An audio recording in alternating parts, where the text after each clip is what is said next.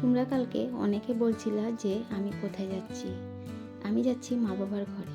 তা hello everyone, আশা করি সবাই ভালো আছো। তোমাদের আশীর্বাদেও আমি অনেকটাই ভালো আছি।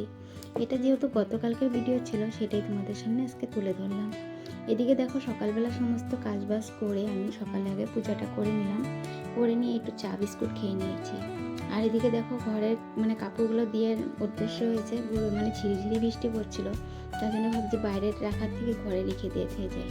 আর এদিকে দেখো, আমি সমস্ত বেডিংগুলো গুছিয়ে নিয়েছি, আর তার সাথে তোমাদের দাদার জন্য রান্নাটাও করে দিয়ে গেলাম। যেহেতু ছেলে মানুষ, ডিউটি থেকে এসে কি রান্না করবে, কি খাবে, সেটা একটা টেনশন। তার জন্য চিকেন রান্না করলাম আর ভাত বানায় রেখে গেলাম, ওই ধরো ডিউটি থেকে এসে খেয়ে নিতে পারবে। তো তোমাদের দাদা আবার আমাকে মেশিন চাইলেও দিয়ে ছেড়ে গেছিলো, বলছিল যে মাম্পি তুমি এখন নিজে নিজে যেতে পারবে। তো এদিকে ওই আমাকে দিয়ে খেয়ে চলে গেল।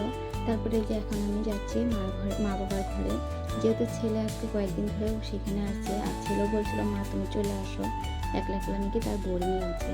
তার জন্য এই যে ছেলেকে আনার জন্য আমি যাচ্ছি, কিন্তু তোমাদের দাদাও আসবে কয়েকদিন পরে। আমি আগে যাই, কয়েকদিন থেকে নিই, তারপরে তোমাদের দাদা আসবে।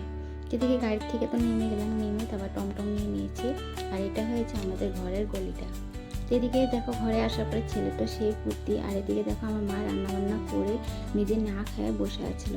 যেহেতু ছেলে বাবা ভাই খেয়ে নিয়েছে, আর মা না খায় বসে ছিল। আর আমার মা দেখো কত কিছু রান্না করেছে, যেহেতু আমি যা যা খেতে ভালো পাই। যেরকম হচ্ছে লাউ পাতার চাটনিটা আমি ঘরেও কিন্তু প্রায়ই রান্না করি, সেটা করেছিল তিতা কেলা ভাজি, কাঁঠালকুটি ভাজি, আর তার সাথে মাছের ঝোল। তো এখন মা আর আমি একসাথে বসে খেতে বসলাম।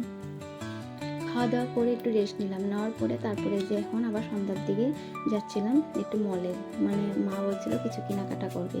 এই মলের ভিডিওটা তোমাদের সামনে অন্য একটা ব্লগে শেয়ার করবো। তো এখন রাখি, সবাই ভালো থেকো।